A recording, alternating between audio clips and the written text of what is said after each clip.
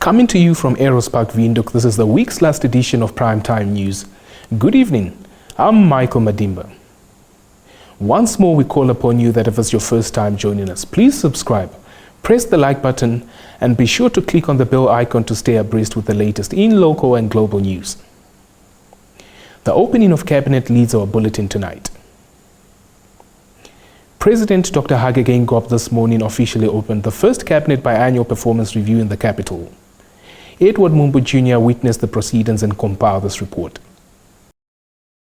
I herewith charge all ministers to ensure that they implement to the letter projects under their portfolios, which are contained in the NDP 5 and HPP 2, without delay. Without delay. Comrades or ministers, delay. When I was going to Doha, I was going to fight about Al Jazeera. Then last day I was given the document where there are apparently people were discussing things since 2014 with Doha. I didn't know that. We are sitting on it, some of them sitting on it.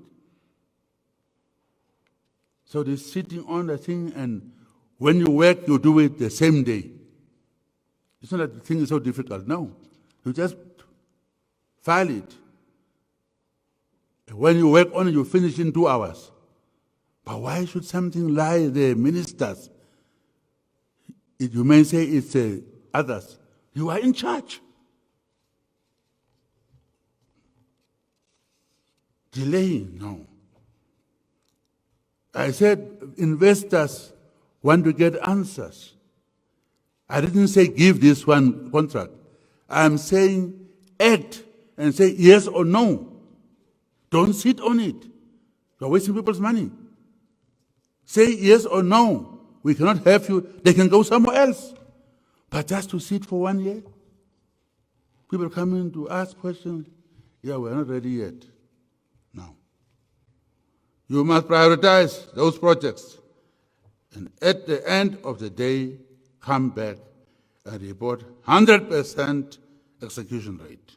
On to the COVID-19 pandemic. The northern regions recorded the highest number of deaths during the fourth wave of the coronavirus COVID-19 pandemic, with the virus taking the lives of mostly those above the age of 80. Let's get more on this report that was compiled by Maria Kanjungu. Data from the Ministry of Health and Social Services shows that 416 COVID-19 deaths were recorded between the 1st of November 2021 to the 31st of January 2022. Of these, 230 were reported in the northern part of the country. Omusati recorded the highest number of deaths at 102, followed by Oshana with 58, Ohangwena 37, and Oshikoto 33. Emergency specialist and COVID-19 case management pillar lead, Dr. Kaveto Sikovi, linked the deaths to the festive season when many people flocked to the northern regions for holiday. He said, while the fourth wave, largely driven by the Omicron variant, was less severe as compared to the third wave of Delta variant. The virus affected a lot of elderly persons and those with comorbidities. Sikovu said the deaths could also be linked to the low vaccination in those 4 regions. By the 7th of March 2022, Omusati had the second lowest vaccination countrywide and had only vaccinated 13.5% of its target population, while Ohangwena had vaccinated 13.8%, Oshikoto 14.1%, and Oshana 14.4%. These are all below the national average, which stood at 21.3%. Salima Shimwefeleni Masipa reporting for Nampa News. Switching to education matters. The Ministry of Education, Arts and Culture revealed that candidates who improve their National Senior Secondary Certificate Ordinary Level marks through part-time tuition centers qualify to enter the advanced subsidiary level for the first time on a full-time basis and will be allowed to do so. Shelva Wills compiled this report for us. Education Executive Director Sanet Steenkamp, in a media statement issued on Thursday, stated that schools should ensure that candidates are able to attend all of the subjects for which they qualify and choose to do at AS level and are not restricted due to clashes in timetabling. She noted having considered the financial difficulties experienced nationwide as a result of the COVID-19 pandemic. Steenkamp said that in collaboration with the Namibia College of Open Learning, NAMCOL, and with the goal of allowing candidates to continue their education, the ministry has agreed to pay a portion of the NAMCOL examination registration fee and 50% of the NAMCOL subject tuition fee up to a maximum of 4 subjects. The Education Executive Director added this is a one-time intervention for candidates who were registered full-time for the Namibia Senior Secondary Certificate Ordinary Level examinations in 2021. She also stated that in support of this intervention, NAMCOL has extended its registration period by 2 weeks to accommodate candidates who did not register during the initial registration period, with the extended period now to run from Monday the 14th of March 2022 to Thursday the 24th of March 2022, and that 89 enrollment points have been established to avoid a situation in which students do not receive study material due to a lack of enrollment. Salima Shimwefeleni Masiba reporting for Nampa News. Staying with education. A total of 40,362 national senior secondary certificate ordinary and higher level part-time candidates sat for the national exams across 133 examination centers, with a total of 16,594 candidate entries recorded as absent from various subjects. Once more, Shelva Wills compiled this insert. The announcement was made by the Minister of Education, Arts and Culture, Anang Nipundaka, on Thursday during the announcement of the 2021 Namibia Senior Secondary, Ordinary and Higher Level results for part-time candidates in the capital. She said it is disheartening that despite resources allocated to part-time candidates through government subsidies for national examination registration, many do not appear for the examination. The minister noted she discovered that the majority of candidates do not attend face-to-face contact sessions held during school holidays, and they are also hesitant to submit required assessment activities that could assist them in tracking their progress. She added going forward, the ministry will only hold 2 national examinations based on the revised curriculum: the Namibia Secondary Certificate and the Namibia Senior Certificate Advanced Subsidiary. Stand by for your top roundup.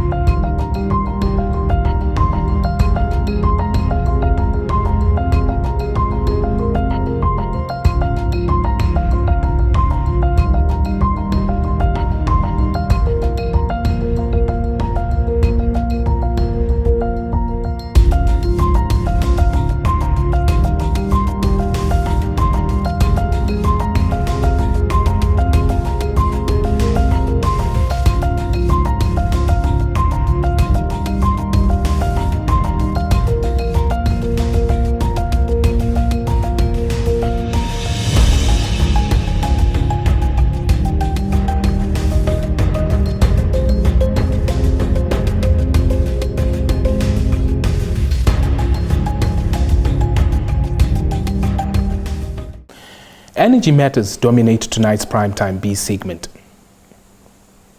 The presidency recently revealed via its social media platform that Head of State Dr. Hage Geingob identified green hydrogen as a frontier of economic growth and an integral part of the post-COVID-19 economic recovery, which should be embraced by Namibians as an investment in the future of the country. Shingwa gives us more insight.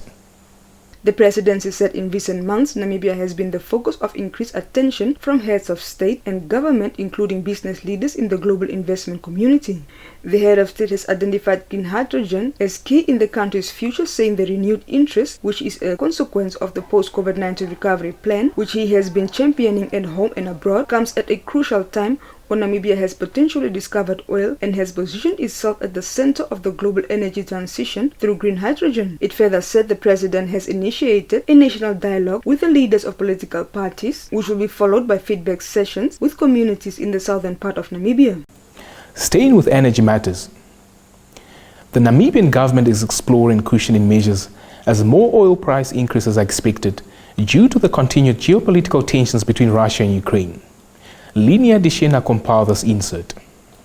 On the 1st of March, the country experienced the largest ever fuel increase, with a litre of both petrol and diesel now costing 17 Namibian dollars and 28 cents, an increase of 1 Namibian dollars and 20 cents for petrol and 1 Namibian dollar and 30 cents for diesel.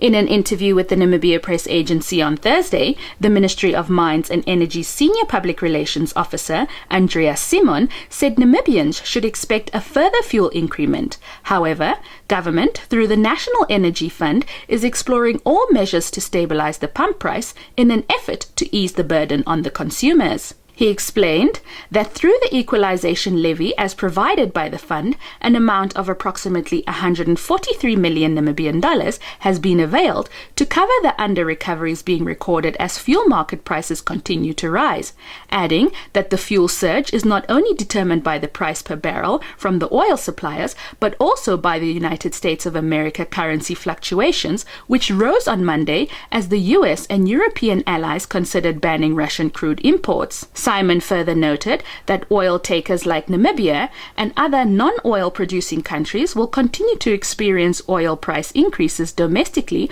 until there is some form of stability in the market. Salima Shumefeleni Masipa reporting for Nampa News. With the business and economics news, we've come to the end of the top news segment for this evening. Stay with us for the economics roundup, followed by the weather forecast.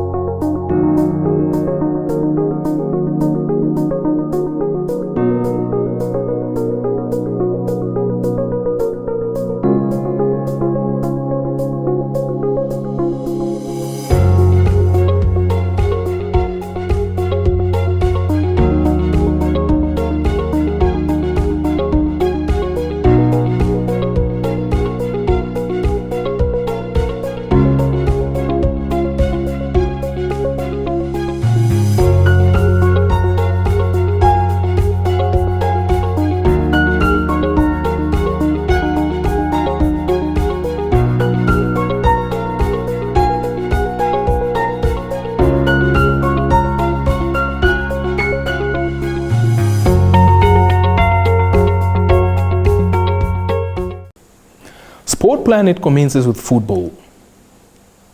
Thomas Tuchel has vowed Chelsea will not be destroyed by the sanctions on Blues owner Roman Abramovich that plunged the European champions into turmoil before their 3-1 win at Norwich on Thursday. Abramovich was one of 7 more oligarchs slapped with new British restrictions following Russia's invasion of Ukraine. Let's get more details from AFP. The Russian billionaire's UK assets have been frozen, with strict restrictions placed on Chelsea, who are currently not allowed to sign new players, renew contracts or sell match tickets. Even Chelsea's club shop has been closed, while their main shirt sponsor, mobile phone company 3, responded to the sanctions by saying it was temporarily suspending the £40 million deal. The sanctions have raised fears for Chelsea's survival, but Blues boss Tuchel insisted after the Premier League victory against Norwich that his team would not be throwing in the towel. Reports on Thursday claimed sportswear giant Nike, which makes Chelsea's kit, was also considering ending the £900 million 15-year deal it signed with the club in 2016. Car manufacturer Hyundai said it is currently assessing its contract with the Blues. Chelsea, no longer allowed to spend more than £20,000 on away travel, will continue to receive TV broadcast payments and prize money, but this is said to be frozen. They have been given a special license to continue playing, but Chelsea officials were holding talks with the UK government on Thursday to discuss the scope of that arrangement. The German Football Federation removed honorary membership from former Chancellor Gerhard Schroeder earlier today over his refusal to cut ties with Russia following the invasion of Ukraine. The 77-year-old Schroeder continues to hold positions within Russian state-owned companies and was reportedly in Moscow this week for talks with Russian President Vladimir Putin, with whom he is closely linked. The German Football Federation made the announcement at its assembly in Bonn, where the largest single sports federation in the world will elect its new president. Former politician Bernd Neuendorf is standing with the backing of the amateur side of the game, while Peter Peters, who has spent his career in football, is supported by the professional side. Stand by for your sports roundup.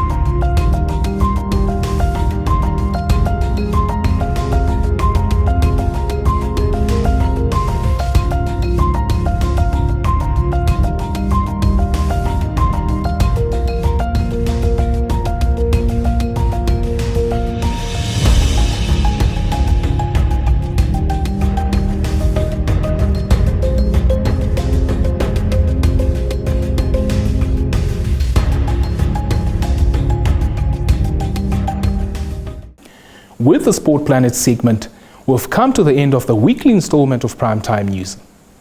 Thanks for joining us. Another reminder that if you're new to this channel, please subscribe, like, share and click on the notifications bell to stay posted on the latest happenings locally and globally. Feel free to add your comments as well in the comment section. Do catch us on Monday as we bring you the latest news from within and beyond. From myself, Michael Madimba, and the entire crew behind the scenes, have a super weekend.